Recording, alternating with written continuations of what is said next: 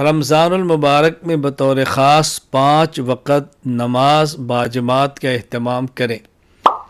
مرد حضرات مسجد میں جائیں، خواتین گھروں میں نماز پڑھیں اور اکیلے پڑھیں۔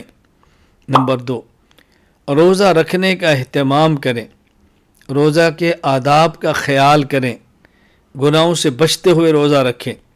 نمبر 3، نماز تراویح مرد حضرات باجماعت پڑھنے کا اہتمام کریں، خواتین گھر میں پڑھیں، اکیلے پڑھیں۔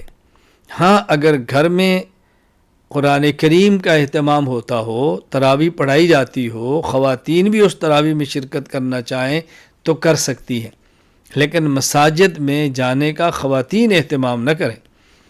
نمبر 4، اس بات کا خیال رکھیں کہ تراویح پڑھانے والا امام نابالغ نہ ہو، بالغ ہو۔